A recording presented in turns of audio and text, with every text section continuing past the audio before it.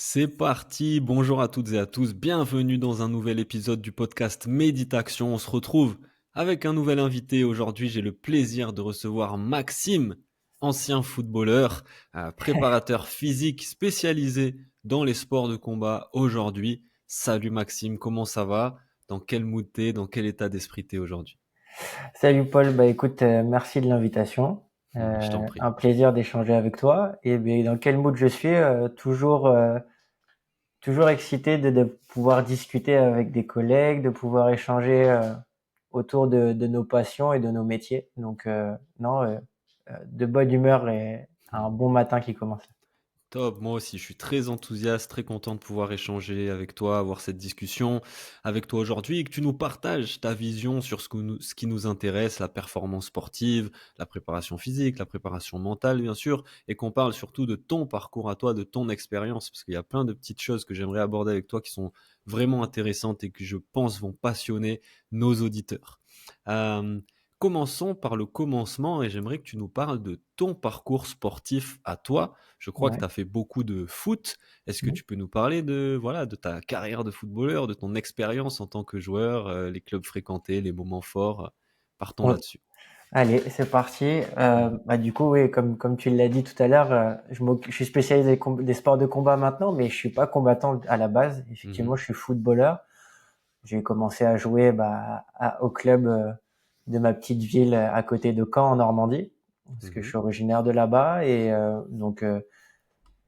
j'ai vite été passionné. Ça l'est moins aujourd'hui, mais voilà, toujours de m'entraîner, de jouer. On a remarqué que j'avais des qualités, tu vois. J'avais des par rapport aux autres de mon club, de ma petite ville, j'avais des aptitudes un petit peu différentes. Et ça m'a emmené dans des clubs régionaux de bon niveau. Et à partir de mes 13 ans, donc à partir de la classe de quatrième, je suis parti en sport-études. Donc je suis parti à 100 kilomètres de chez moi. Donc j'habitais dans le Calvados, je suis parti dans la Manche pour Dans faire. Pôle Espoir, Pôle France, c'était ça le format? Non, c'était Non? une section sportive. Ok. Une section sportive. Alors c'est départemental en collège. Ouais. Ok. Pourquoi je suis parti à 100 kilomètres de chez moi alors que je l'avais juste à côté de chez moi, c'est que la section sportive de la Manche, là, de Bressé exactement, c'était la meilleure de la région. Mhm. Et du coup, je suis parti là-bas, internat, donc Mhm. quitter le foyer Mhm. familial de chez ma maman. Donc, tu vois, les Mhm. premières expériences, Ouais. on va dire, d'indépendance, tu vois, quand tu es dans la Ouais. crise d'ado. Ouais. Et en fait, de la quatrième jusqu'à ma terminale et mon bac, bah, j'étais en sport-études, puisqu'après, j'ai continué au lycée de sport-études, Mhm. qui était un lycée de niveau, bah, du coup, là, c'est régional, par contre, pour le coup, comme il y a Daguin à Mérignac, Ok. pour le foot. Ouais. Et après, je suis revenu chez moi à Caen pour faire mes études de STAPS. Mhm. Et donc voilà, j'ai joué au meilleur niveau régional. Euh, j'ai pas eu l'occasion de jouer au niveau national jeune. J'ai eu l'occasion par contre, de jouer tout le temps en régional 1, ce qu'on appelle aujourd'hui maintenant. Mhm. De jouer aussi. Alors, j'ai pas joué, mais je me suis entraîné avec assez jeune avec les seniors, avec des groupes en National Mhm. 3, CFA2. Donc voilà, c'était la compète, c'était la perf. Il y avait Ouais. des aspirations à devenir professionnel. Quand j'avais 14 ans, j'ai fait partie des 15-16 meilleurs joueurs de la région. J'ai fait des trucs sympas, tu vois. Mhm. J'ai été champion de France universitaire. Mhm. J'ai gagné la coupe de Basse-Normandie et le championnat. Enfin voilà, c'était cool, tu vois. C'était sympa. Puis après, quand tu vieillis, tu prends en maturité, bah, Mhm. tu fais le choix des études. Ok. Euh, Toi, t'aimais la compétition vraiment? À quel point t'aimais ça et qu'est-ce qui fait que t'aimais autant, voilà, par exemple, le jour de match, quoi? Il y a une sensation différente. C'est l'excitation. Tu as toute la semaine, tu es là, tu t'entraînes. Surtout qu'en sport-études, moi, je m'entraînais pas avec mon club, je m'entraînais avec la section sportive, donc les 30 ou 40 mecs qui étaient dans le collège ou dans le lycée. Et on s'entraînait tous ensemble, on venait de clubs différents. Et du coup, moi, je rentrais le vendredi soir, je retrouvais ma famille. Et je savais que le samedi midi, c'était l'accomplissement de la semaine où j'avais tout donné, où j'étais loin et je retrouvais un peu les miens. Et je savais que c'était le petit truc de la perf. Mais on en viendra, je pense, à discuter après. La performance, elle était agréable jusqu'à un certain point pour moi. Et je pense que c'est là où l'aspect mental prenait le relais, c'est que dès qu'il y avait des gros enjeux, donc dès que je savais éventuellement qu'il y avait des gens qui nous regardaient énormément, des Mmh. recruteurs, quand il y avait des matchs en jeu, ou dès qu'il y avait quelque chose où je pouvais passer un cap dans ma vie de footballeur, euh, bah, je pense que je m'effaçais un peu, ou je me mettais une pression qui n'avait pas lieu d'être. J'avais l'impression que j'allais perdre Mmh. quelque chose, ou que j'allais faire une erreur.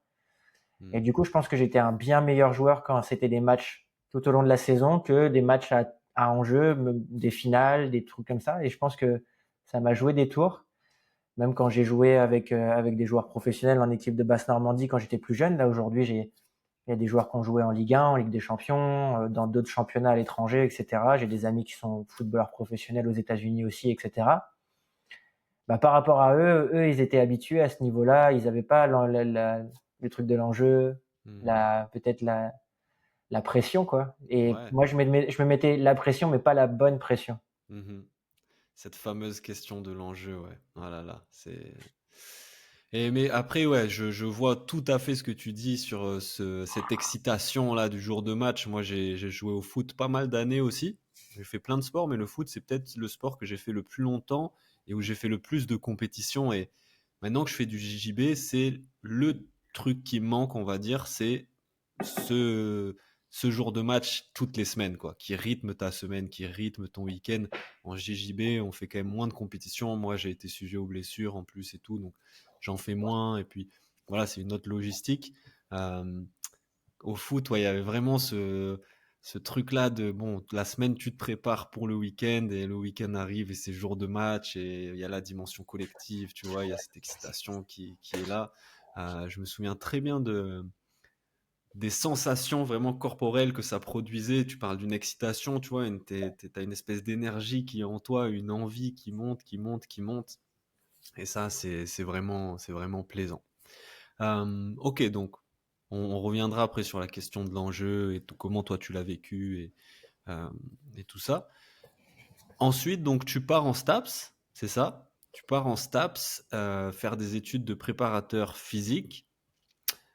Et est-ce que c'est à ce moment-là que tu te retrouves à faire cette expérience avec l'équipe olympique chinoise de lutte? Non, non, c'est bien Non? plus tard. C'est C'est bien bien plus plus tard. tard ça? Ok, ok, ok. Parle-nous alors un petit peu de tes études. Voilà, tu découvres la préparation physique. Quelles sont les choses qui te passionnent? Peut-être quelles sont les choses où tu commences à avoir des questions, des doutes sur ah ouais, est-ce que ça c'est vraiment d'actualité? Est-ce qu'on peut pas aller chercher plus quand on parle de haut niveau et d'excellence? Yes. Euh, Moi, j'ai toujours voulu, quoi qu'il arrive, côtoyer le sport de haut niveau et travailler dans le sport de haut niveau. C'est-à-dire que même quand j'étais footeux, je savais que je voulais devenir préparateur physique. Ça, c'était sûr. Ok. C'est-à-dire qu'aujourd'hui, je pense que je suis un des chanceux à exercer le métier que j'ai toujours voulu faire et qui me passionne. C'est-à-dire que quand je travaille, j'ai pas l'impression de travailler. Bon, forcément, il y a des jours plus durs que d'autres et on va pas se le cacher. Mais j'ai toujours voulu faire ça. C'est-à-dire que moi, j'ai toujours été intéressé par ce qui se passait dans les coulisses. Ah, il y avait la compétition, il y avait tout ça, mais moi, ce qui m'intéressait, c'était de voir comment se préparaient les sportifs, les équipes. Ouais, t'es un Comment passionné de sport aussi à la base. exactement, je consomme tous les documentaires, je consomme toutes les coulisses, tous les intérieurs sport. Voilà, moi, ce qui m'intéresse, c'est vraiment de savoir. Intérieur sport, c'est mythique, mythique, j'adore. Stade 2 téléfoot, Voilà, pareil, hein, exactement, le tu vois. dimanche c'était ça. Donc ouais, moi, c'est ça qui m'a toujours intéressé. Et donc en STAPS, c'était la logique, la suite logique pour moi. J'ai ma maman et mon papa qui me poussaient à faire des études en plus, donc bah, la fac de sport, c'est arrivé naturellement. Hmm. Euh, c'était la, C'était quelque chose que moi j'avais voulu faire aussi. Donc me voilà débarqué en STAPS avec un profil complètement différent qu'aujourd'hui. Tu vois, j'étais vraiment focus dans le foot. Je pensais qu'au foot. Et puis et les années elles passent. Et moi en troisième année, je suis parti en Espagne en faire. C'était aussi une volonté de faire un échange durant Ouais. mon cursus Pays de universitaire. foot aussi. Pays de foot. Alors j'étais aux îles Canaries, donc Oh. pays, plus la plage, tu vois. Bah, Canaries, c'est le Mayor. Comment s'appelle l'équipe de... Non, ça c'est les Baléares. Ah, c'est les Baléares, mince, ouais, t'as Bah, raison. Les nous on Canaries, c'est était la Méditerranée? non, c'est au large de l'Afrique, enfin Ah, c'est ça, ok. Mais ils ont un club de foot aussi là-bas? Ouais, ils ont Las Palmas et Las Las Palmas Palmas. qui sont en première division, je crois encore cette OK, année. ouais. Et, Tenerife, c'est ça? Tenerife aussi, ouais, c'est l'autre OK, île, c'est d'accord. les deux plus grosses villes, Las Palmas et Mmh. Tenerife. OK, Enfin, c'est OK. les deux plus grosses îles. Et du coup, moi, j'étais à Las Palmas. Mmh. Et du coup, j'ai fini mon année là-bas. J'ai validé mon année. Et mais le foot a commencé à passer au second plan. Tu jouais au foot là-bas quand tu es parti? Tu as trouvé une équipe, Ouais, Ouais? alors j'ai pas fait de compète parce qu'il y avait un problème. Ils voulaient pas, enfin, je crois qu'ils me disaient que c'était compliqué vu que j'étais français, etc. Ils avaient pas envie de OK, prendre de risques. Mais je m'entraînais avec un club pareil de meilleur niveau régional, là. Ça s'appelait OK, le AD Huracan. J'ai fait mon stage de fin d'études aussi là-bas, de licence. OK, Et cool. en tant que préparateur physique des 19 ans nationaux là-bas. Donc Ouais, c'était ouais. intéressant, c'était cool. Et mais par contre, du coup, c'était un peu la fête, tu vois, c'était l'Erasmus, faut pas se le cacher. Erasmus Donc à Tenerife ou non, à Las Palmas? Oh là ouais, là. c'était assez la fête quand même. Les études, bon, c'était important forcément, fallait valider mon année en plus, c'était une année charnière pour moi. Euh, mais j'ai délaissé un petit peu la pratique du foot au fil des mois là-bas, jusqu'à un moment où arrêté complètement carrément. OK, Et quand je suis revenu en France, j'ai voulu reprendre. Et j'avais perdu le truc, tu vois. J'avais perdu le truc. Et je pense, que j'étais devenu en plus assez pas mauvais en termes de niveau, mais dans l'état d'esprit. mmh, Vu que j'avais pas joué pendant un temps, je revenais dans une ville en plus que je connaissais pas à Toulouse pour faire mon master. J'étais pas du tout dans la bonne démarche. J'étais pas du tout dans le bon état d'esprit. ouais. Je voulais que tout m'arrive directement parce que j'avais joué tel niveau, j'avais connu Mmh. ça, j'avais connu ci, Mmh. et j'avais pas envie de faire de mes preuves, tu vois, autre part. Et Et je pense que c'était aussi l'état d'esprit de ma jeunesse. J'avais 19, 20 ans. ouais. T'es dans la confiance et dans aussi t'étais pas confiant du tout. Tu vois, t'es entre les deux. Mmh. Tu sais pas trop. Tu sais pas gérer tes émotions. En tout cas, pour ma part, c'était comme ça. Mmh. Et puis, je suis devenu aussi, plus ça allait, plus j'avais le cap d'entraîneur qui arrivait. Donc, j'ai passé aussi mes diplômes d'entraîneur de foot. OK. Je passais mon master. J'ai commencé à faire des stages dans des clubs pro de basket aussi en tant que préparateur physique. Mais voilà, la partie joueur, il fallait prendre une décision. J'ai commencé à arrêter. Je me suis un peu blessé, mais je pense que je me suis caché aussi derrière ça pour ne pas continuer et me mettre en Mmh. face. Et puis arrivé un jour où je me suis pris la tête avec l'entraîneur, je suis parti et je suis jamais revenu. Donc il y a une, il y a, il y a un petit truc d'inaccompli, tu vois, en moi sur ça. Mmh. Et puis, mais après j'étais passionné par mon côté préparateur physique et Ouais, entraîneur. ouais. Donc Qu'est-ce qu'est-ce qui te passionnait autant dans qu'est-ce que tu recherchais? C'était quoi tes motivations là-dedans? là-dedans, c'était de pouvoir faire d'appliquer ce que moi je pensais. Tu vois, c'était euh, entre guillemets de pouvoir appliquer mes méthodes, de pouvoir apporter quelque chose et faire gagner entre guillemets ou participer à la victoire via ce que j'avais étudié, ce que j'avais essayé et ce que je pensais qui était juste et de n'avoir en fait au finalement sauf quand tu es préparateur physique évidemment que tu prends dans une équipe tu prends la décision avec et même dans les sports de combat tu prends la décision avec le coach Mmh. mais tu influes sur la décision finale. Le joueur, lui, fait la performance, mais tu vas l'aider à performer, d'accord? Tu vas lui donner les clés, tu vas lui donner les idées, tu vas l'orienter vers là où tu souhaites aller. Et après, bon, tu dois faire confiance et c'est pas une PlayStation, tu vois. Moi, ça me fait toujours rire les mecs qui fait la passe, mets-lui un coup de coude, take down. Non, mais non, mais en fait, le gars, il est dans son mood. Même s'il t'écoute, il est pas. Si t'as fait là le travail en amont et c'est ce qui se passe aujourd'hui, on le voit très bien avec Nicolas Hoth, avec Nassourdine, etc. C'est que ils arrivent à l'UFC, ils ont fait le taf, ils ont mis tout en place. Et toi, t'as juste à profiter de l'instant à être là parce que tu as besoin d'apporter le soutien que tu dois apporter à ton sportif. Mais si tu as fait le travail en amont et que tu as mis les choses en place, tu as confiance en ton process, il peut rien se passer. Tu as tout préparé. Et c'était ça qui m'attirait. Et de pouvoir les leviers de la performance, donc les trucs les purement statistiques, purement développement des qualités physiques, et aussi les leviers, le management de l'humain, de l'ego, quand tu as ton meilleur joueur qui n'est pas ou ton meilleur sportif, etc., qui est pas dans le bon mood, euh, quand tu dois prendre des décisions aussi. Ouais, c'était tout ça, tu vois. C'était vraiment ce qui me permettait de m'animer, tu vois. C'était intéressant. Ok, de voir à quel point la précision et l'exigence que tu as amené dans ta préparation peut influer sur la performance finale, quoi. C'est ça qui t'animait. Ouais, exactement, ouais. Hmm, ouais, ouais, top, top. Euh, ok, parle-nous alors un petit peu là de cette expérience avec l'équipe olympique chinoise de lutte. Comment tu as rejoint ce projet et quelles ont été tes premières impressions en débarquant là-bas? Alors, c'est assez, j'en ai parlé déjà pas mal, tu vois, Ouais. c'est ce qui m'a permis, entre guillemets, quand je suis revenu en France, de me faire connaître Mhm. d'engager la voie dans les sports de combat. Et d'avoir une expertise aussi là-dessus. Oui, d'avoir une expertise. Alors, je pense que je l'avais avant, je suis allé Ok. travailler là-bas, mais les gens se réfèrent à ce que tu as Mhm. fait. Mhm. Euh, c'est assez malheureux. Peut-être que j'estime pas l'être, mais quelqu'un de pas forcément compétent. Tu vois ce que je veux dire? Mhm. Et d'avoir eu cette carte de visite-là et que les gens me mettent sur un piédestal alors que moi, je suis vraiment en toute humilité.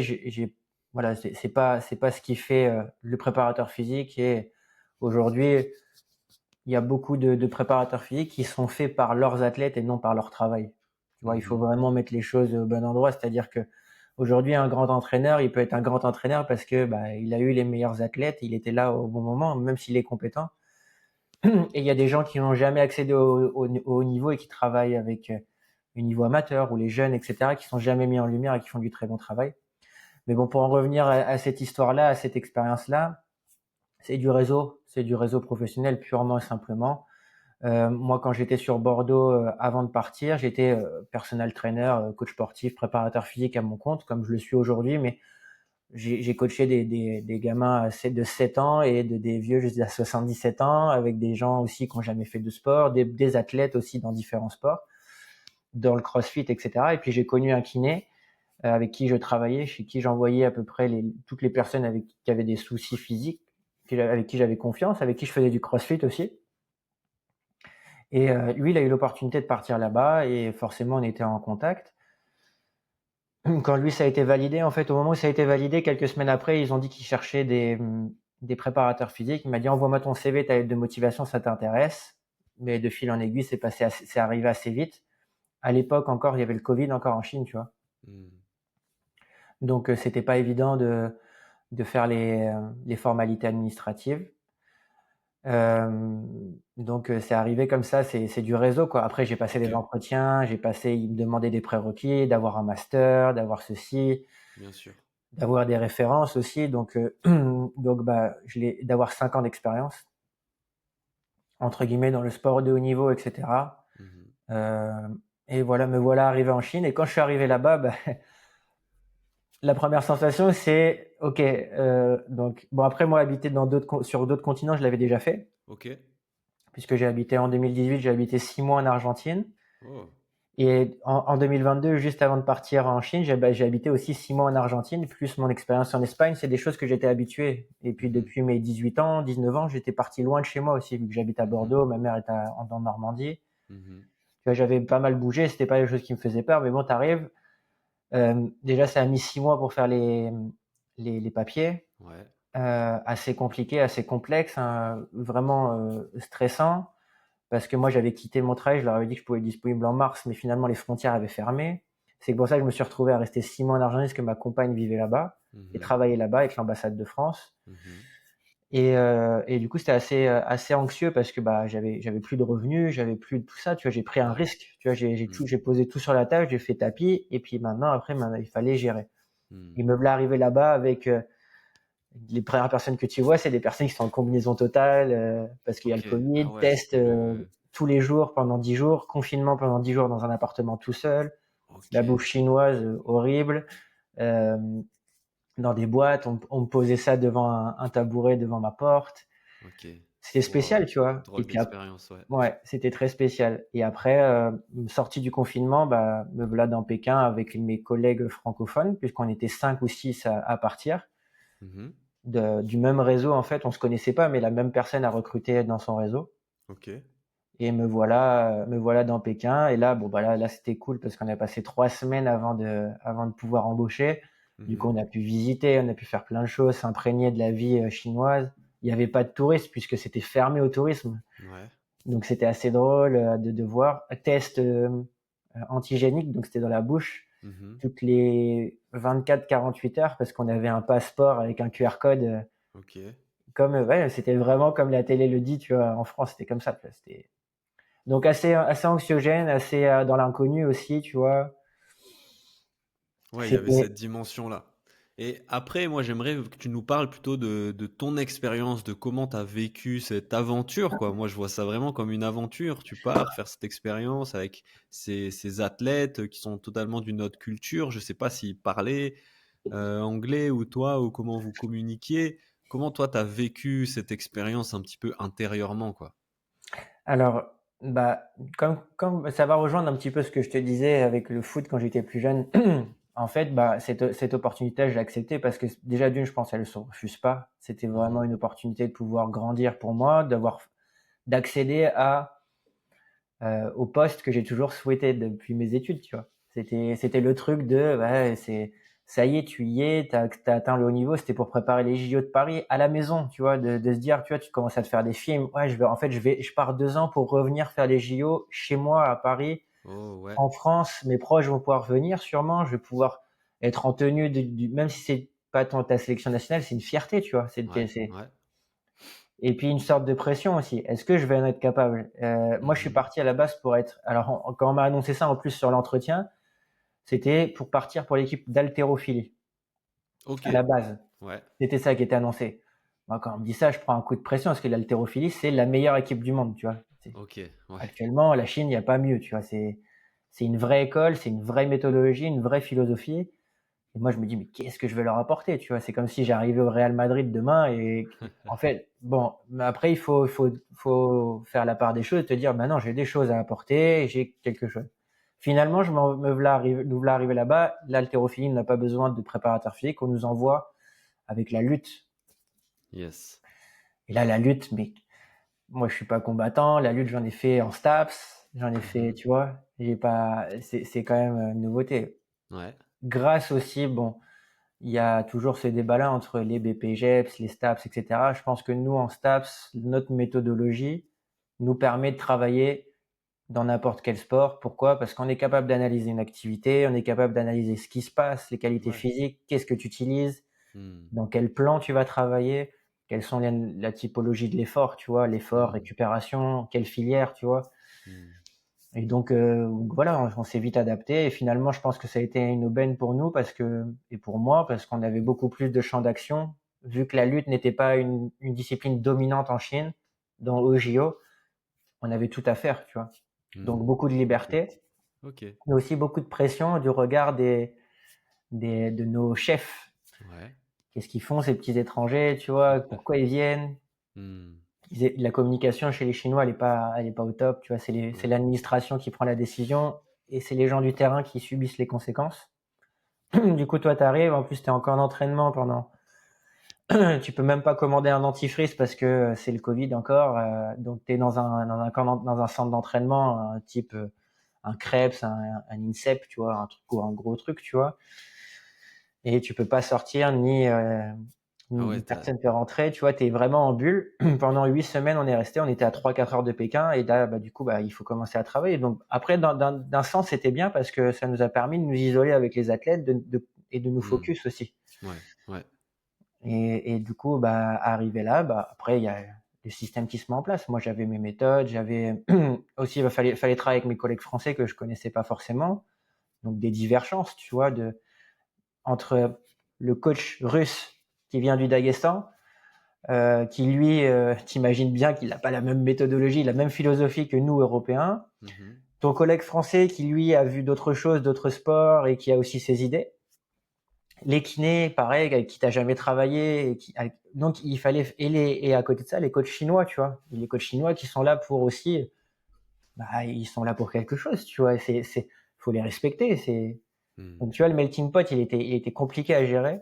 Ouais, c'est ouf l'expérience Et puis que tu as t'arrives, vécue. t'as pas les oreilles en chou aussi, tu vois. Du coup, le gars, tu sais, le coach, il te regarde, tu vois, du Daghestan, il dit, faire tes oreilles. Et, tu sais, Ah ouais? et il y avait mon collègue Stéphane Tu pas Dubois, là. la street cred. Voilà. Et il y avait mon collègue Stéphane Dubois qui lui, qui avait fait des combats MMA et qui a Mmh. été, qui est un super grappleur aussi, etc. C'est avec lui que j'ai été initié au grappling. Lui, il les avait, tu vois. Et du coup, tu sais, Mmh. t'as ce décalage, tu vois. C'est assez drôle, mais bon, c'est à toi de te faire ta place. C'est comme partout, tu vois. C'est Ouais. à toi de t'imposer. Mais bon, j'étais aussi dans le syndrome de l'imposteur. Mmh. De te dire, est-ce que je suis légitime ici? Est-ce que j'ai quelque chose à leur donner? Et puis, bah, en fait, il y a eu je pense que dès le départ, on a fait certains compromis par rapport aussi à la méthode des Chinois, parce que nous, on est toujours dans la dose minimale, effective, tu vois, on essaye toujours, par peur des fois d'en faire trop, alors qu'on en fait peut-être pas assez parfois. Et eux, ils sont dans tout l'inverse, tu vois. Ouais. Mmh. C'est bombarder 2 heures, 2h30 de séance sans problème. Mmh. Les athlètes sont fatigués, c'est pas grave, ils sont blessés, c'est pas grave. Mais du coup, il fallait trouver la balance entre les deux. Ouais. Et Ouais. là, La c'est, vérité est peut-être entre les 2 aussi justement. moi, je me pose la question de savoir si c'est vraiment possible. Je pense que eux, s'ils gagnent avec leur méthode, et que nous, si on gagne avec leur méthode, difficile de faire un mélange des deux, tu vois. Mmh. Et après, c'est culturel aussi derrière. Après, il y a aussi un autre système qui est complètement opposé. C'est le fait que ça soit des fonctionnaires de l'État, les athlètes, tu vois, ça change OK. tout déjà. Ouais. Ils ont un quota d'heures à faire. On estime qu'ils doivent s'entraîner tant Mmh. Mmh. hors compète, en compète. Voilà, tu vois ce que je veux dire? Ouais, ils ont des contrats, très OK. Ouais, c'est différent. Et après, bah, dans l'aspect mental, etc. aussi, c'est une approche totalement différente. Ouais. Ça, Ouais. je voulais y venir justement sur, l'approche de la préparation mentale. Toi, la vision que tu as de la préparation mentale, ce que tu en as vu dans tes différentes expériences, là, si on reste sur, cette expérience avec, l'équipe de lutte chinoise, la préparation mentale, ça existe? Pas du tout? Sous quelle forme? Alors non, là-bas, ça n'existe pas. OK, C'est le psycho et la prépa mentale là-bas, non, c'est clairement pas possible. OK. Quand t'essayes en plus, c'est mal vu entre guillemets quand t'essayes de trop t'approcher des athlètes ou alors faut le faire de manière intelligente. Mmh. Parce que nous, comme tu m'as demandé, là, nous on avait des traducteurs Ouais. en anglais qui traduisaient en chinois. Des Chinois donc qui traduisaient? Les traducteurs étaient chinois? Ouais, Ouais, mais bon, moi je parlais mieux, on parlait mieux anglais que nos traducteurs, tu vois. Donc OK. déjà, t'imagines bien que c'est compliqué. Et en fait, tu as un filtre, c'est-à-dire que le traducteur, lui, il est soumis à la pression du chef de l'équipe, des OK. bureaux, etc. Et quand tu t'énerves ou que tu as quelque chose à dire et que tu contestes un petit peu, entre guillemets, l'autorité chinoise ou que en fait, c'est pas contesté, mais c'est que nous, en Europe, si notre chef il nous dit quelque chose, on est dans le postulat que si tu travailles en équipe, tu peux apporter et dire, écoute, moi, ce que je vois, c'est qu'on pourrait faire peut-être comme ça et je te propose qu'on fasse comme ça. Eux, Une ils le voient, discussion est possible. voilà. Et eux, ils le voient pas comme ça. OK. Donc, le traducteur, il va traduire ce qu'il a envie de traduire. Et puis, au bout d'un moment, quand tu commences des fois, à t'énerver parce que ça arrive, Mmh. ah bah là, il traduit plus rien, tu vois. Mmh. Et du coup, pareil avec les athlètes. Quand tu vas poser des questions un petit peu, tu sais, tu peux pas, c'est aussi pour ça que je suis rentré en France, c'est que le contact humain avec les athlètes, ça devenait de plus en plus, c'était compliqué. Peux rien bâtir. C'est Mmh. ponctuel, tu vois. Tu viens, c'est éphémère, tu vois, ça dure 1 an, 2 ans. Le mec, OK. l'athlète, il a déjà vu 10 étrangers, il a déjà vu 10 entraîneurs différents. Mmh. Que tu sois là ou pas là, je veux dire, le quotidien, il va rien changer, quoi. Donc, il faut Pour construire toi, il quelque chose. manquait un paramètre, en fait, à la performance important qui est celui du mental ou de la communication ou de l'humain qu'il y a derrière l'athlète, c'est ça? Exactement. C'est quelque chose que moi, je répète souvent, mais aux gens qui veulent travailler avec moi, et c'est pour ça que derrière la méthode, derrière le CV, il faut que tu connaisses la personne. Mmh. Aujourd'hui, on se focus tellement sur le contenu qu'on veut faire, sur la méthode, sur l'exercice parfait. Lequel exercice va se transférer le mieux à mes takedowns, à ma puissance de frappe. Mais en fait, viens chercher autre chose. Viens chercher la personne avec qui tu vas travailler. Peut-être que tu sollicites un coach que tu vas payer tant, comme moi je peux le faire à solliciter un préparateur physique, un entraîneur ou un coach dans un autre domaine ou un préparateur mental pour peut-être m'apporter plus mentalement, être plus sûr de moi en confiance. Est-ce que je viens chercher des méthodes? Ben non, tu ouvres un bouquin, la méthode, tu peux la retrouver. Par contre, tu viens chercher une approche, un discours, une charge mentale en moins, quelqu'un qui va faire les choses pour toi, quelqu'un qui va t'apporter, quelqu'un qui va t'ouvrir l'esprit sur quelque chose. Tu peux avoir les meilleures méthodes du monde, et si l'athlète il croit pas en toi, si l'athlète il croit pas en ce que tu fais, en ton discours, ça marchera jamais. Mmh. Un athlète qui s'entraîne comme un fou, mais qui croit à ce qu'il fait, il va être beaucoup plus performant qu'un mec qui s'entraîne parfaitement, à la dose parfaite, mais qui croit pas en ce qu'il fait, qui va à l'entraînement en reculant, ou qui se dit, de toute façon, lui, le coach, il est là parce qu'il est à la fédé, parce que ceci. Non, bah non, en fait. Si tu crées pas ce truc derrière, cet humain, ça peut pas marcher. Ouais, OK. Pour, revenir sur la préparation mentale et comment toi tu l'as, expérimenté dans ton parcours, dans ta carrière de footballeur, la préparation mentale, t'en entends parler, t'en fais, on t'en parle ou pas du tout encore une fois? Non, non, Non. pas du tout, pas du tout. Et ouais, non, pas du tout. Je vais pas me mentir, ou j'ai jamais, on n'a jamais abordé le problème. On t'a même pas dit que ça existait, que ça pouvait être une piste. Par exemple, tu vois, tu parles des matchs à enjeu où tu pouvais te mettre la pression et du coup ça avait un impact négatif sur tes performances. T'avais même pas idée qu'il y avait ça qui pouvait t'aider à régler le problème? Non, parce que le référent, c'était qui? C'est le coach. Ouais. À qui tu vas pas bien, à qui tu vas parler? Au coach. Mmh. Mais qu'est-ce que tu as envie d'aller dire à ton coach que le jour où tu as le match le plus Mmh. fort, ou avec le plus d'enjeux, est-ce que tu as envie d'aller lui dire que c'est des moments où tu stresses, c'est des moments où tu te sens que tu vas louper quelque chose, etc. Et moi, on me l'a déjà dit, tu vois. On m'a dit, ouais, t'as vraiment un truc, t'as un bon footballeur, mais il manque la petite chose qui fait la diff. Et c'est peut-être cette stat, en fait.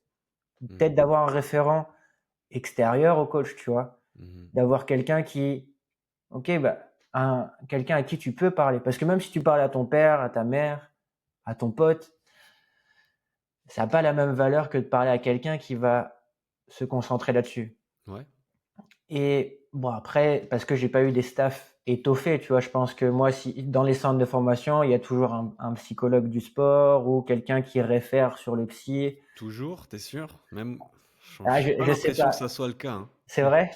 Même aujourd'hui, dans le football professionnel, on a vu là l'équipe de France de football féminine qui a intégré un préparateur mental à son staff, là, en 2024.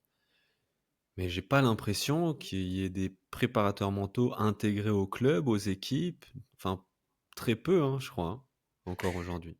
Ouais, bah, c'est possible. Alors moi, à notre époque, enfin, mon époque, donc là, j'ai 30 ans, donc Ouais. quand je jouais il y a 15 ans, non, la préparation mentale, c'était quelque chose de, qu'est-ce que c'est, etc. Ça n'existait même pas en fait. Non, ça n'existait pas, ouais. Ou alors ça existait sous une autre forme, tu vois. Ok. C'était un mec qui venait, qui parlait du psy ou quoi que ce soit, tu vois. Je veux dire, c'était pas nommé comme on l'a maintenant. Ouais.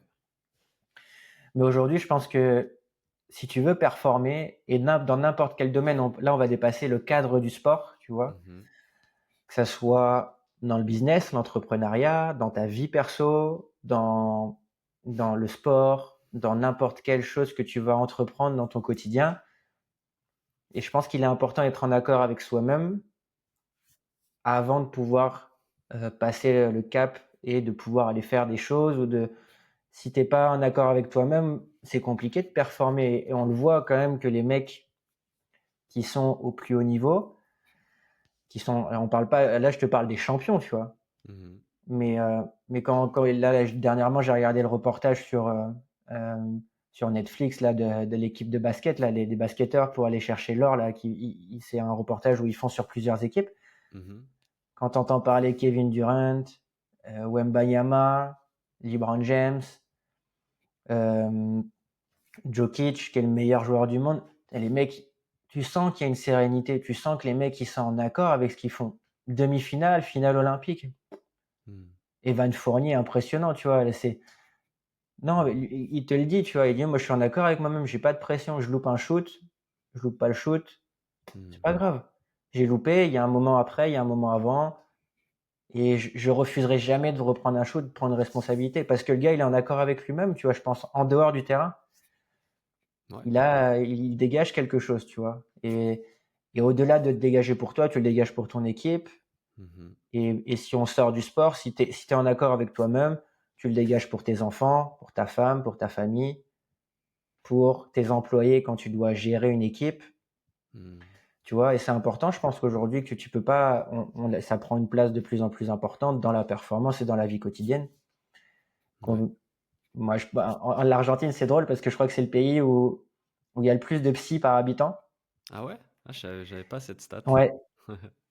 OK. Et du coup, c'est normal pour eux d'aller parler à quelqu'un, d'aller avoir quelqu'un qui te conseille, et cetera, tu vois? OK, et c'est normal pour eux d'en Mmh. parler aux autres? Par exemple, en France, peut-être qu'il y a pas mal de gens qui vont voir un psychologue à un moment donné, mais on le sait pas, faut pas le dire, tu vois? Ouais, c'est ça, c'est exactement En ça. Argentine, tu dis: «Ah», ou même quelqu'un va dire: «Attends, mais tu me parles de ce problème, tu es allé, parler à un psychologue, à un coach ou quoi?» Ouais, c'est beaucoup plus ouvert, tu vois? OK, OK. C'est Ah, beaucoup c'est plus marrant. ouvert et c'est moi, j'ai eu des gens autour de moi qui sont allés voir des psys ou qui ont consulté des gens pour des faire le point sur eux-mêmes, sur ce qu'ils Mmh. pensent, parler à quelqu'un d'autre, parler. Et Mmh. que ça peut être un prépa mental, un psy, ça peut être un coach en développement de soi, un coach de l'humain, tu vois. Moi, j'ai quelqu'un autour de moi que je connais qui est spécialisé là-dedans, tu vois. Mmh. Euh, et ça se fait de plus en plus. Et nous, en France, on n'est pas. De toute façon, en France, dès qu'on va consulter quelqu'un d'extérieur pour ce qu'on fait, c'est toujours mal vu, tu vois. Je veux dire, pourquoi tu te fais Ouais. coacher? Pourquoi tu vois? Mmh. Bah, Mmh. non, en fait, c'est une plus-value. C'est si tu estimes te devoir te faire coacher pour ton physique, tu peux te faire coacher pour ton mental, tu peux te faire coacher pour ton business, tu peux te faire coacher pour, apprendre à faire du bricolage. Je sais pas, tu vois, je Ouais, te dis des pour tout. bêtises, pour Mmh. apprendre à ranger chez toi, pour je sais Ouais. tu vois, c'est en fait, on voit toujours le truc de: «Mais non, mais attends, mais non, en fait, comme je te l'ai dit tout à l'heure, quand je vais consulter un coach, je vais pas consulter uniquement une méthode, je vais consulter quelqu'un, une philosophie, parce que le discours, je l'aime, parce que le discours, il me parle, tu vois? Mmh. J'estime que ça va m'apporter quelque chose et peut-être que sur les l'argent que j'investis, 95 ne va pas me servir, mais les 5 qui vont servir vont me faire passer un cap pour autre chose, tu vois? Mmh. Ouais, ouais, ça Donc fait une grosse différence. bien sûr. C'est un raccourci énorme. OK, donc football, dans tes jeunes années, préparation mentale, non, on n'en parle pas. Équipe, équipe, olympique chinoise de lutte, non, ça n'existe pas. Non merci, on n'en veut pas. À quel moment alors de ton parcours de sportif, de préparateur physique, de quelqu'un qui est dans le domaine du sport et du haut niveau, eh ben, tu entends parler de préparation mentale et tu découvres ce truc-là et tu vois, à quel moment elle s'opère cette rencontre? Alors, j'en ai déjà entendu parler en STAPS, dans mes études, tu OK, vois? C'est des OK. sujets qu'on a abordés. Je ne s je et tout à l'heure, quand je me suis réveillé et je me suis dit: «Bah, tiens, on fait le podcast» Mmh. et je me suis dit: «Mais est-ce que j'avais un module dans mon master de préparation mentale?» Il me semble que j'avais une intro enfin, de la psychologie du sport ou un truc comme Ouais, ça, voilà, c'est quelque chose qui tournait autour des stratégies mentales et cognitives, tu oui. vois? Mais c'était pas axé prépa mentale comme on le voit aujourd'hui et donc moi, j'ai envie de te dire que là où j'ai le plus, entre guillemets, déjà l'avènement des réseaux sociaux, tu vois sortir des gens, Mmh. tu vois sortir des gens qui parlent de ça, je t'avais posé des questions sur Anthony Mett là, Ouais. qui a sorti un bouquin récemment et moi j'en avais déjà entendu parler Mmh. précédemment parce que il avait formé ma belle-mère avec son entreprise, c'est Focus, c'est ça? Ouais, c'est ça. Et ils étaient intervenus dans son entreprise et elle m'avait Mmh. dit: «Ah, au fait, j'ai eu un coach, prépa mentale et cetera, qui intervient pour l'entreprise, pour le team building, pour aussi individuellement sur chaque employé Top. et elle Ouais. me dit: «Tu devrais t'intéresser». Elle me dit: «C'est intéressant, c'est vraiment cool ce qu'il fait et tout», tu vois? Et du coup, tu vois, Mmh. ça vient petit à petit et c'est là que tu vois que, c'est pas un phénomène, c'est quelque chose qui prend une place prépondérante, qui est utile dans tous les domaines parce que ça sans que tu le veuilles, ça te revient aux oreilles, tu vois? Et Et après aussi, d'avoir travaillé ensemble ces derniers mois, Mmh. je pense que c'est là où j'ai fait la connexion et je me suis dit, et d'entendre parler aussi, j'écoute beaucoup de podcasts, c'est quand je te dis que c'est une passion, la prépa, et cetera, et tout ce qui entoure la performance, c'est quelque chose qui m'intéresse. Et aujourd'hui, tu peux plus dissocier le physique du mental, la performance du mental ou la performance du physique. Je veux dire, Mmh. pour moi, il y a la performance et autour, tu as une enveloppe où tu vas avoir ce que l'entraînement invisible, donc comment tu manges, comment tu récupères, L'hygiène de vie. l'hygiène de vie, voilà, le mental, ta prépa physique, ton entraînement spécifique, Mmh. ta gestion de carrière si tu es quelqu'un qui est à haut niveau. Tu vois, il y a plein de... Ouais, moi j'utilise souvent l'image des 4 piliers. Ceux qui écoutent le podcast ou qui suivent, Méditation le connaissent sûrement. C'est que la performance s'appuie sur 4 piliers: technique, tactique, physique, mental. Tout ce qui est Mm, hygiène de vie et cetera, je le mets dans le pilier du bien sûr. physique, du biologique, quoi. Et s'il te manque un pilier, beh, ta maison, elle est plus très stable, quoi. Ouais, c'est exactement ça, tu vois. Donc ouais, et puis au bout d'un moment, bah, tu fais... nous, on est drivé par la science, par la data, etc. dans la performance. Alors, moi, moi, je suis entre les deux, tu vois. C'est intéressant, ça t'apporte des choses, mais il y a toujours un biais, il y a toujours, faut quand même prendre du recul. Euh, et du coup, tu peux plus dissocier. Des fois, est-ce que tu dois pas sortir un petit peu de ce qui est marqué dans ton livre, euh, dans ta méthode, pour aller chercher la chose qui va faire différence? Il y a beaucoup, le gars qui fait Secret d'entraîneur, là, le podcast, là, on Mmh. parle souvent de ça. Et j'ai oublié son prénom, je crois que c'est Julien Vecchione, je crois, c'est ça. Ouais. OK. Il parle souvent de, bah, des fois, tu vas mettre ton sportif dans une zone rouge parce qu'il en a besoin, parce que tu sais qu'il va jamais réaliser l'entraînement. C'est impossible sur le papier, c'est impossible qu'il le fasse. Il va finir cramé. Et comme par exemple, on peut aussi faire du sparring dur avec des combattants, où chaque minute il y a un mec frais qui rentre. Le but c'est quoi? Le but c'est vraiment de travailler la tactique? Non, il y a un aspect mental par-dessus ça. Mmh. Il y a un aspect, c'est largement on va te mettre dans le dur, tu vas en prendre plein la tête pendant une minute, et après t'as encore un gars, Mmh. comme on l'a pu le faire avec Crispin, et qu'il a eu faire ça Mmh. pour déclencher des aspects mentaux. Ouais, en termes de dépassement de soi, d'aller au-delà de la douleur, de la difficulté, ouais. Et derrière, t'es plus dans les clous du physique, tout ça, etc. Mais derrière, tu vas déclencher peut-être des process de la sérénité quand ça sera dur, tu vois, Mmh. ou une maîtrise, un Mmh. contrôle de soi. Et tu vas bonifier ce que tu as fait avant avec le physique et tout, parce que ton corps, il est apte. D'abord, il faut rendre apte l'athlète à le faire, Ouais. programmer de manière intelligente ces choses-là, parce que tu peux pas faire ça tous les jours, pour le faire au bon moment, et pour quel profil d'athlète aussi, tu Mmh. Ouais, pour la petite anecdote, et je voulais me servir de ça pour parler après d'un sujet qui me semble important. Avec Maxime, on a collaboré sur la préparation d'un combattant du jiu-jitsu brésilien qui s'appelle Crispin. Je lui passe le bonjour. Crispin, si tu nous écoutes, félicitations encore à toi pour tous tes efforts et ton investissement. Donc, qui est parti faire les championnats d'Europe, notamment IBJJF là à Lisbonne. Et donc voilà, moi c'est pour aborder la question de la coordination et de la communication entre les différents membres d'un staff ou les différentes personnes qui accompagnent un athlète, l'importance justement de coordonner ses efforts pour que, pour la réussite de l'athlète, tout simplement. Qu'est-ce que tu, qu'est-ce que tu retiens, toi, de cette synergie, de l'importance justement de communiquer, de collaborer, de créer une synergie là, une dynamique positive autour de la performance de l'athlète? vois. C'est indispensable. Tu peux pas, ton athlète ou ton équipe, elle peut pas performer si tout le monde ne tire pas dans le même sens. Alors oui, il faut quelqu'un qui chapeaute le tout. Ça, j'en reste persuadé. Il faut quelqu'un qui Mhm. influe, non pas une vision, mais un environnement où tout le monde se sent bien et où tout le monde peut s'exprimer. Partout où j'ai gagné, enfin entre guillemets j'ai gagné, partout où ça a marché, il y a toujours eu cet esprit de groupe, cette transversalité entre chaque compétence, parce que bah, il y avait un équilibre, tu vois. Il y avait quelque chose qui était transversal à tout le monde, c'est-à-dire que bah moi, le prépa physique, je vais apporter ça, et le coach, il va te dire, on a besoin de ça, et à côté, tu vas avoir le coach des gardiens, le prépa mental, même dans le foot, le dirigeant ou quoi, tu vois, qui va faire ressortir un autre truc, tu vois. Chacun a sa vision, chacun perçoit les choses différemment.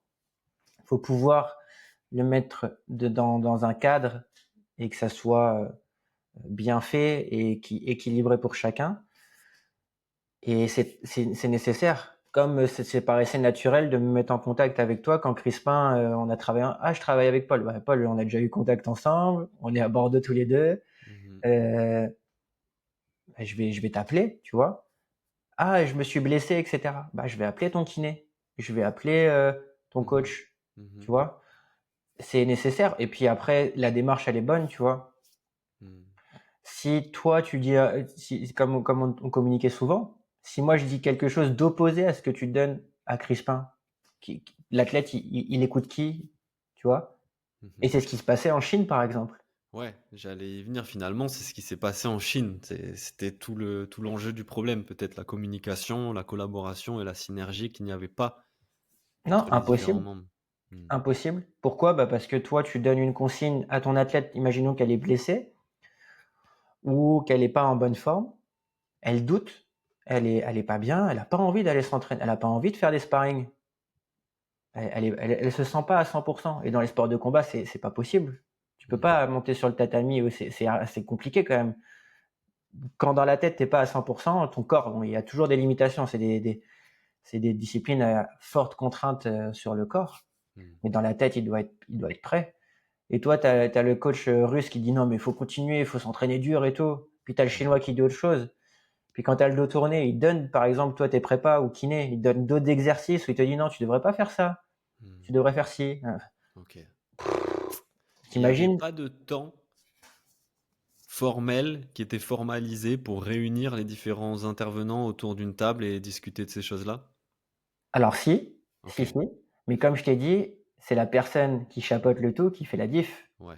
Plus tu montes de niveau, en fait, le problème c'était ça, c'était que la personne qui chapeautait le tout était un très bon entraîneur technique,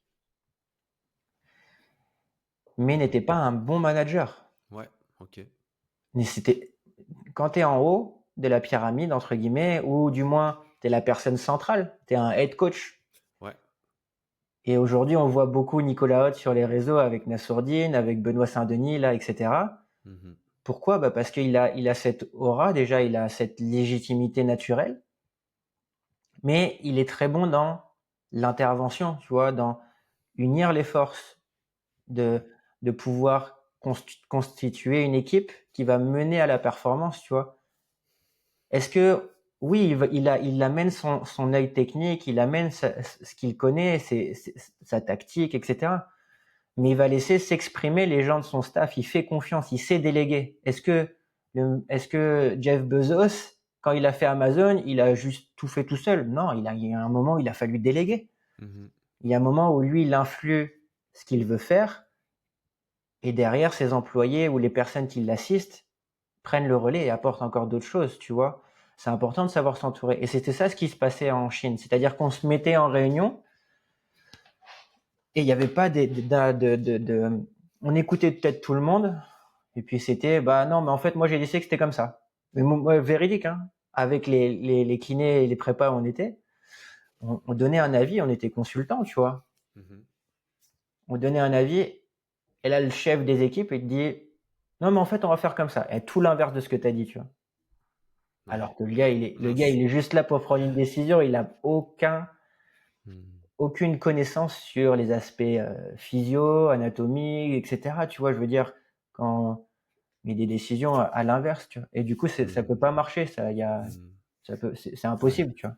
Et pour en revenir à Crispin, donc ce qui a été chouette, c'est qu'on a pu vraiment rester en lien, toi, moi, nous avec Crispin, un peu au quotidien même, voilà, des Mm. WhatsApp, des messages, des audios, des chiffres qu'on s'envoyait, des évaluations qu'on s'envoyait pour essayer de coordonner nos forces, surtout qu'à ce moment-là, on travaillait en effet sur le dépassement de soi, donc qui est vraiment au carrefour du physique et du mental. Parce que le dépassement de soi, c'est-à-dire faut s'y filer, faut envoyer, faut s'exploser sur un assaut bike, faut s'exploser, Mm. voilà, faut aller au-delà de sa zone de confort, de ses limites. Et donc, bah, il y a le mental qui rentre en ligne de compte parce que c'est dur mentalement d'y aller au-delà, quoi. Donc, ouais, c'était chouette vraiment de pouvoir collaborer là-dessus. Et on voit que bah, ça a été une réussite pour Crispin, déjà en termes de performance, parce que lui a pu dire à quel point ça l'a aidé à agrandir sa zone de confort, sa zone de dépassement, son goût pour l'effort. Et en plus, il nous fait une magnifique médaille de bronze au championnat d'Europe. Donc, chouette. Bravo, Crispin. Ouais, bravo Crispin. Et, Euh, et en plus, ouais. on voit vraiment la différence entre le début et le cap. Au moment, tu vois, Mhm. c'est-à-dire que c'était assez flagrant. C'est que toi, les données que tu m'envoyais et moi, les données que je t'envoyais, Ouais. ça se rejoignait. C'était entre, je sais pas, la semaine 1 et la semaine 5 et puis la suite. Mhm. Il y a eu une évolution, il y a eu un déclic, tu vois. Il y a eu Ouais. un déclic, tu vois. C'était vraiment flagrant. C'est-à-dire que, comme je te dis, c'est indissociable du coup aujourd'hui, je pense, le mental et le physique. C'est que toi, tu as pris des leviers mentaux et moi, à travers ça, j'ai appliqué des méthodes qui permettent d'alimenter ces leviers mentaux. Ça a fait un bon truc et paf, ça a passé un déclic. Et derrière, bon, il a réussi à faire une perf. Et puis au-delà de ça, comme tu l'as dit, quand tu sollicites quelqu'un au-delà des méthodes. Mhm. Au-delà de ça, il y a un coaching, un suivi. Mhm. Et je pense il apprécie le process, il apprécie l'accompagnement, tu vois. Et c'est ça, ça va au-delà de purement la performance tout le temps, tu vois. Et le lien aussi avec le coach de JJB, le lien avec Nader, on le salue aussi s'il nous écoute, qui a grandement aidé justement à mettre en application après tout ça sur le tatami, puis à s'assurer voilà, qu'on allait aussi dans la même direction de ce qui était fait au niveau tactique, au niveau jiu-jitsu. Donc, yes, top. Euh, Tout à l'heure, tu as mentionné, ça m'a fait tilt, le Real Madrid et la préparation physique au Real Madrid. Ces derniers temps, je me pose une question parce que voilà, moi, j'ai pas de compétences dans la préparation physique, dans l'entraînement physique. Ces derniers temps, je vois beaucoup de critiques sur la préparation physique des footballeurs sur Instagram. Typiquement, c'est des Instagram. Ah, mais non, regarde, les footballeurs, ils savent pas s'entraîner, leur préparation physique, elle est nulle et tout. Je me dis, attends, mais on a quand même. Les mecs prennent des vidéos des entraînements physiques du Real Madrid. En termes d'athléticisme, je sais pas si ça se dit, en termes de qualité athlétique, les footballeurs professionnels à ce niveau-là, j'ai l'impression que c'est un peu ce qui se fait de mieux, quoi. Qu'est-ce que tu en penses, toi? Est-ce que c'est nul ce qu'ils font ou est-ce que c'est juste qu'il y a peut-être encore des pistes d'amélioration parce qu'il y en a toujours? Quel regard t'as par rapport à ça? Alors, c'est aussi pour ça que je pense que je me suis éloigné du foot. Ouais, C'est-à-dire que moi, quand j'étais dans le foot, j'étais focus que dans le foot. J'étais ultra spécifique, tu vois. ouais, ouais. C'est-à-dire que moi, la prépa physique se résumait à sauter au-dessus de plots ou de haies et traverser un terrain en courant. Courir D'accord? vite, Voilà. sauter haut. Et puis tu te rends compte que la prépa physique, c'est bien au-delà de ça, tu vois, c'est bien au-delà et parce que j'étais enfermé dans mon cocon, mais je me souviendrai toujours la première fois que j'ai fait un deadlift ou un soulevé de terre au master, Hmm. parce que on n'avait pas de pratique de la préparation en salle dans ma licence, ou très peu. Au master aussi très peu. Ah, je me suis dit, il y a un problème là. Tu fais un deadlift de rond et là tes potes ils te regardent, ils disent non mais qu'est-ce que t'es en train de faire, tu vois? Ok. Donc tu veux Et dire que déjà dans ton parcours de footballeur de haut niveau, t'avais jamais fait de deadlift? non, non, Ok. tu vois, et du coup alors je dis pas que c'est nécessaire, mais Ouais, ouais. quand tu sais soulever une charge avec un dos fixé, avec une conscience corporelle, ça t'apporte des choses différentes, au-delà de la développement de la force, etc.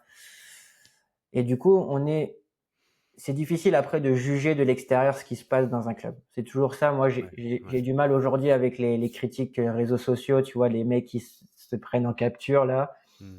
Ouais, ils auraient dû faire comme ça, mais c'est inadmissible non, mais en fait, tu sais pas ce qu'il a fait les jours d'avant, les jours Ouais. d'après, les semaines d'avant. Tu t'es pas au cœur du truc, tu vois. Ouais, t'as un extrait de 10 secondes qui n'est peut-être pas la préparation physique, mais l'échauffement avant l'entraînement. Tu sais pas à Hum, quoi ça correspond vraiment. Ok. exactement, tu vois. Après, il y a des gens qui sont très compétents dans le monde du foot et qui ont une préparation physique qui s'approche ils vont en salle, ils développent les qualités d'explos, les qualités de force, tu vois. au-delà de choses hyper spécifiques qu'on peut voir, Ouais. les bosus, les ballons là, Mmh. mimer, mettre des élastiques autour de la taille ou des résistances accommodantes et faire des passes en montant sur un banc. Enfin voilà, je te résume Mmh. le truc. On voit beaucoup d'images du Barça qui a une méthode bien particulière. Tu vois, ils ont c'est Cerullo, le prépa physique du Barça, qui a beaucoup écrit sur le sujet, où lui, la prépa physique, justement, il divisait ça en contexte social, etc. Enfin voilà, des choses un peu différentes que ce qu'on connaît nous. Est-ce qu'on peut critiquer et dire que c'est c'est euh, c'est pas cohérent? Je pense qu'il y a des choses qu'on loupe dans le foot. Je pense qu'il y a Mmh. des choses qu'il faut modifier, mais c'est en tendance à être modifié. On voit de plus en plus de clubs se structurer, de salles de musculation, comme Ouais. on voit un peu en NFL, en Mmh. NBA, aux États-Unis dans les facs, etc. Ouais.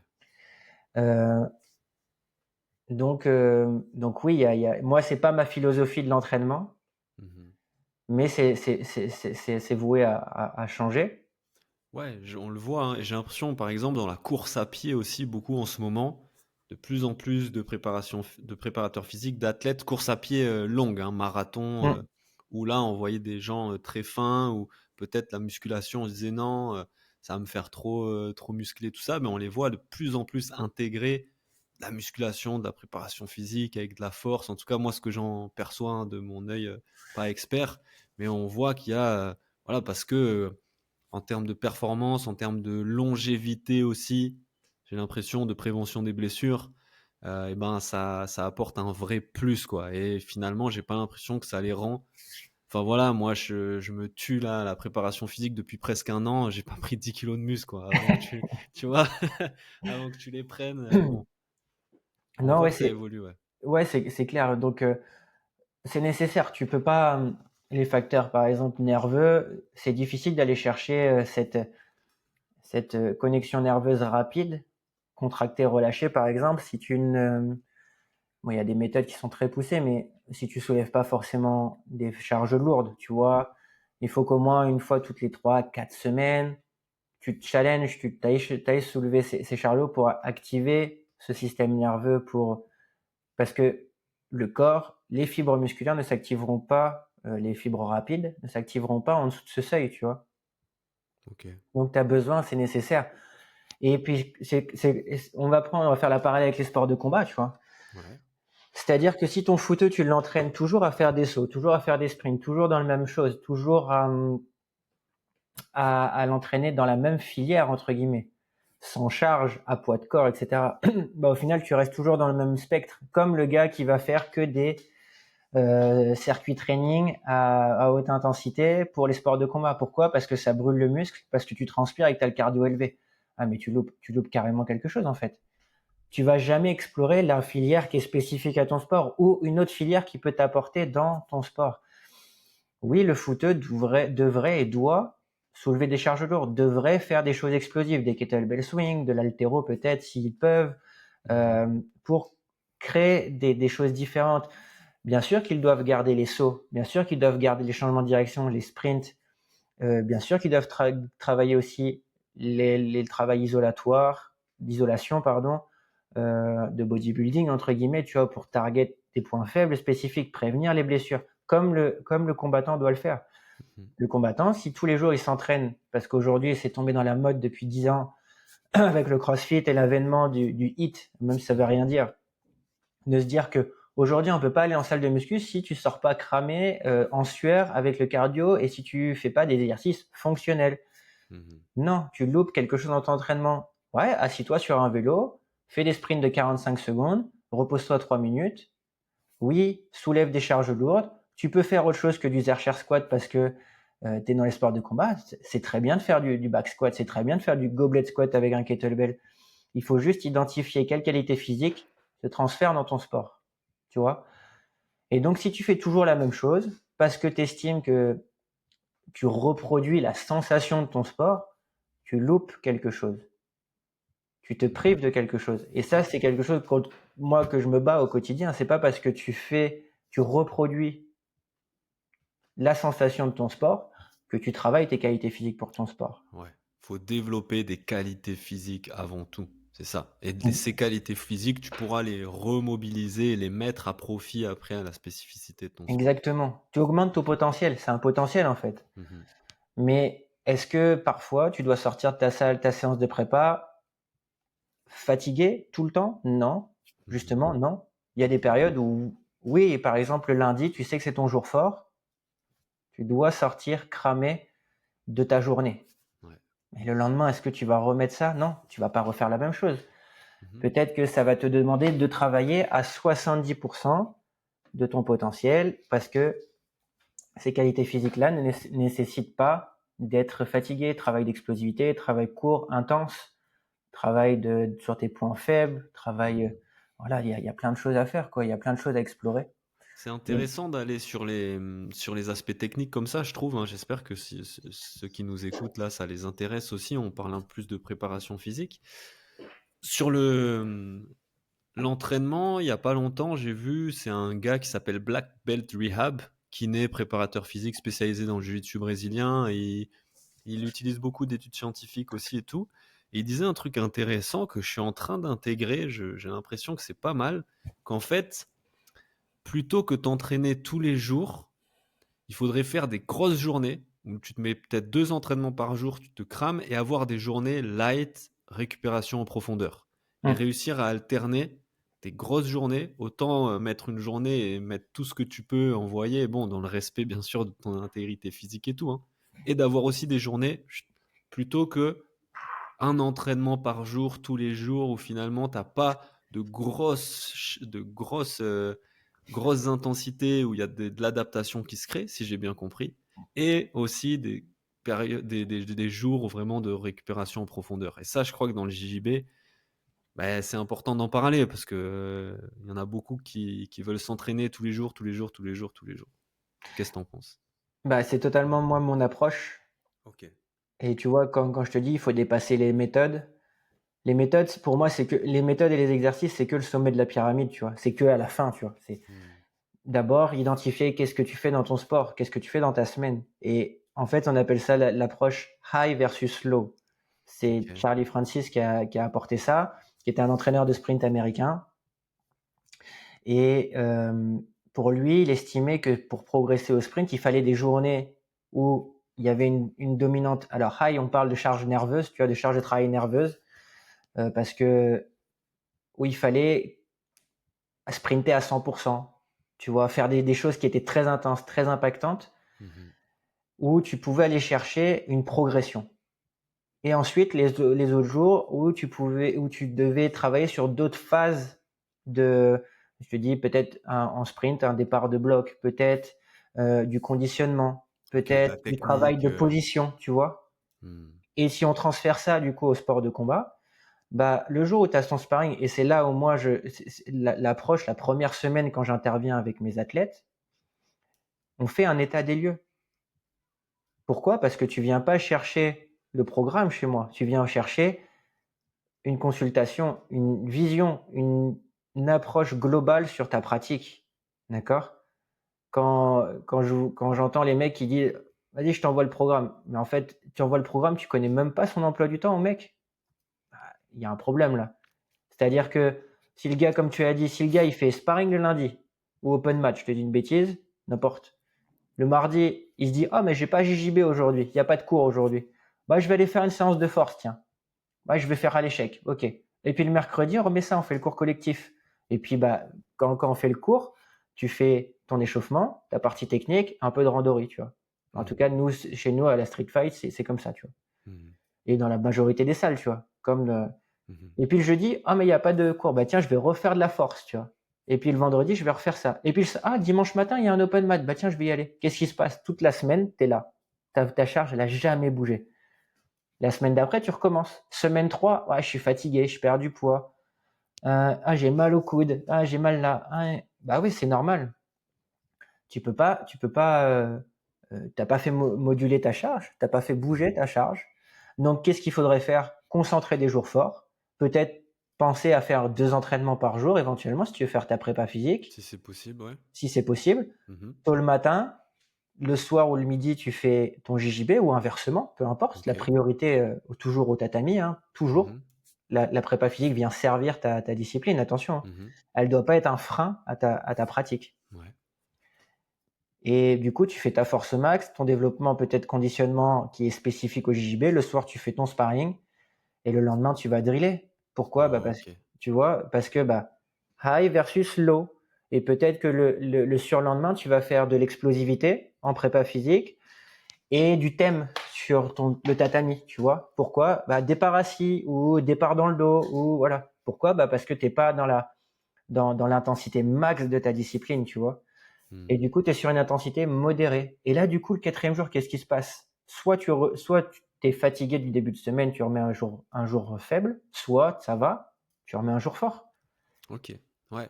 Et quand tu t'entraînes beaucoup, tu es obligé de faire ça.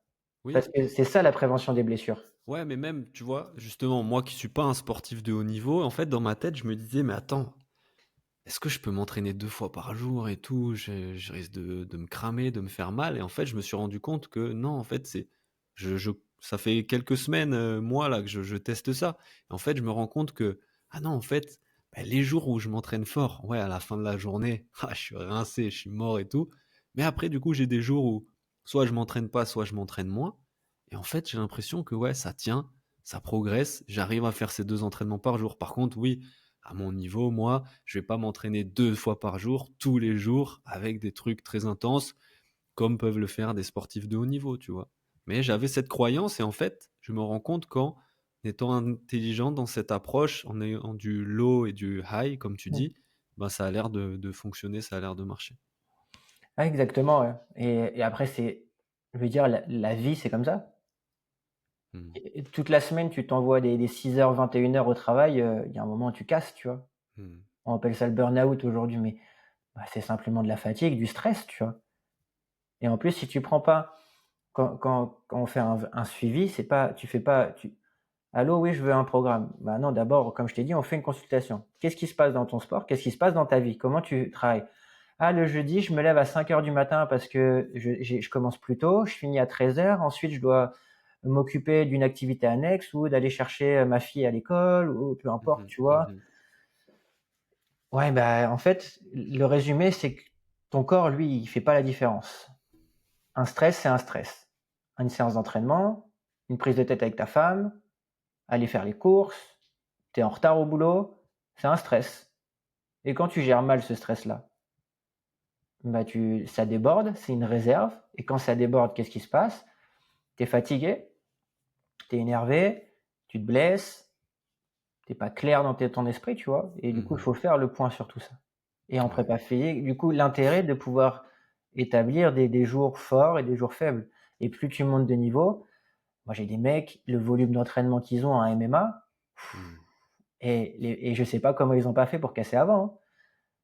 Et du coup, ouais, bah, ah ouais, ils se disent: «Bah oui, c'est différent, c'est pas comme ça que je voyais les choses». Moi, je voyais le truc de: je fais un sparring, le lendemain je m'entraîne pas, du coup je fais une séance de force. Non, bah non, ça peut pas fonctionner. Pourquoi? Parce que tu remets une charge nerveuse, tu remets un stress élevé Mmh. sur ton corps.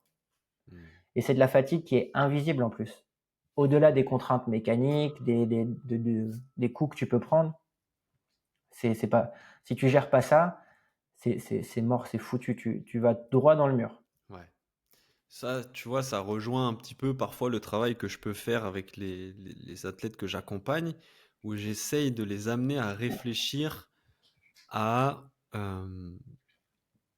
planifier en amont leur période d'intensité et leur période de repos. Ok, pas forcément d'arrêt, hein, mais de repos. En disant, ok, j'ai une échéance là dans 4 semaines. Bon, ben, pendant 4 semaines, je me mets en place des actions quotidiennes, des entraînements, des objectifs à la semaine, etc. Et j'envoie. Mais par contre, en même temps, je prévois, j'anticipe, je planifie qu'après cette échéance, ah ben pendant une semaine, quelques jours, chut, soit j'arrête un petit peu, soit je calme. Et même pas en termes de préparation physique, parce que là-dessus, sur la programmation, j'ai pas de compétences, mais en termes de programmation mentale, je trouve que cette stratégie te permet de te dire que Là, pendant 4 semaines, ça va être sérieux, je vais envoyer. J'ai des objectifs clairs, j'ai un plan d'action clair, chaque jour, chaque semaine, je sais ce que je dois faire et je vais m'y tenir. Le fait que j'ai en tête que, après l'échéance, j'ai pris 2, 3 jours, un week-end, je vais partir avec ma copine, ma famille ou faire autre chose, eh ben, ça me permet aussi de rester motivé et discipliné en me disant non, c'est pas maintenant que je me repose, c'est après que je vais me reposer. Tu vois, d'avoir ça en tête. Non, c'est planifié, j'ai réservé mon week-end, je sais qu'après cette échéance, tac, ça va se calmer un petit peu et donc je vais pouvoir continuer à envoyer, envoyer. Et forcément, après cette période de repos, ben, elle sera au service de la prochaine période d'intensité, tu vois. Je trouve qu'en termes de mental, ça aide vachement aussi de fonctionner comme ça. Ah ouais, je suis totalement d'accord avec toi. Comme je t'ai dit, c'est au-delà ça va au-delà de la simple méthode, tu vois. Je veux dire, là, on dépasse le cadre en prépa physique, je fais de la force ou je fais de la méditation pour. Non, tu viens poser un cadre. À l'intérieur de ce cadre-là, on va utiliser des outils. Mhm. Et ces outils vont te permettre de réguler les choses dans ce cadre-là, tu vois. Mais à la base, il faut que tu visualises. Combien de mecs ils connaissent pas leur sport aujourd'hui?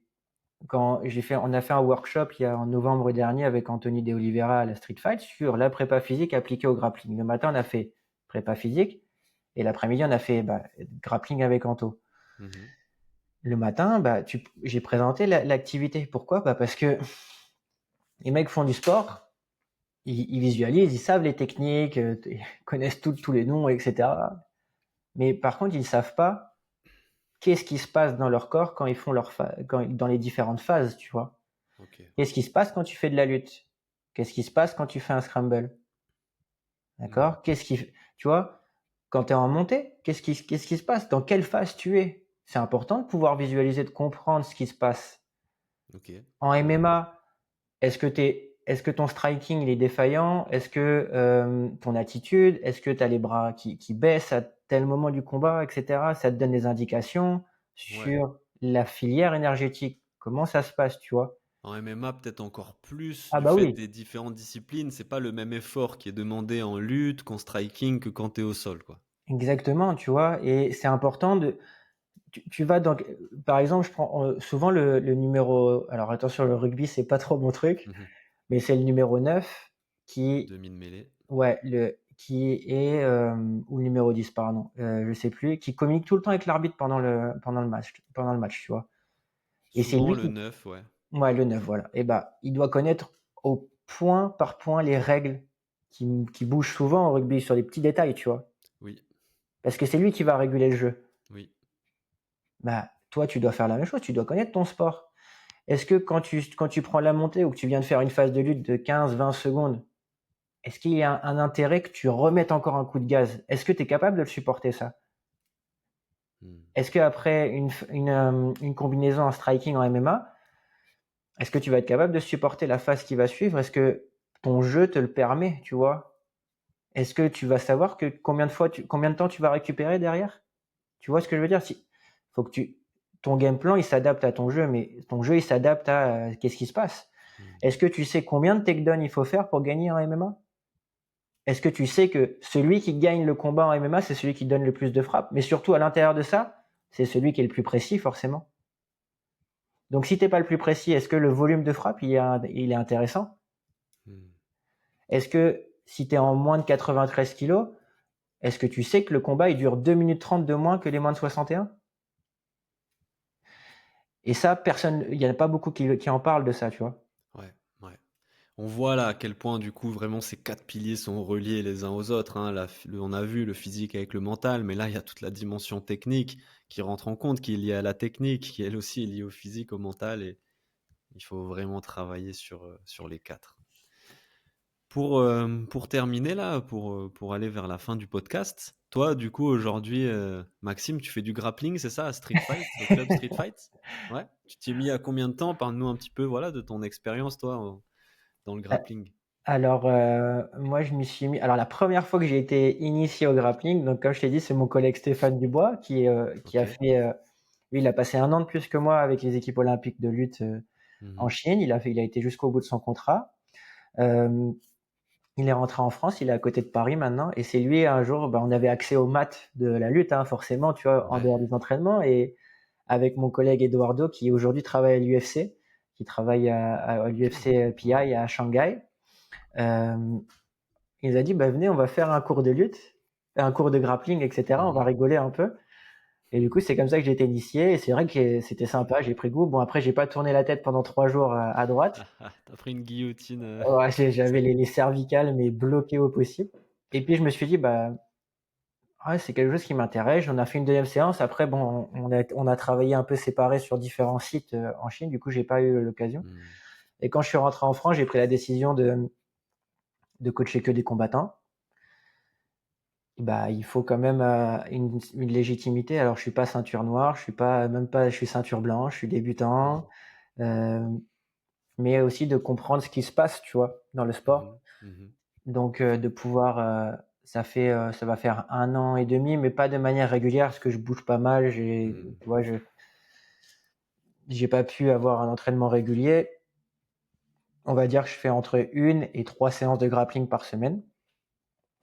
Et c'est là que tu te rends compte que c'est très contraignant en termes d'articulation, en termes de contraintes mécaniques, Mmh. que quand tu es débutant, la charge d'entraînement, c'est pas la même que quelqu'un qui est expérimenté parce que tu te crispes, tu te donnes tellement Ouais. que c'est complètement différent. Mmh. J'ai, je pense, par chance, euh, un physique qui me permet de pouvoir encaisser la charge, tu vois, de bien récupérer Ouais.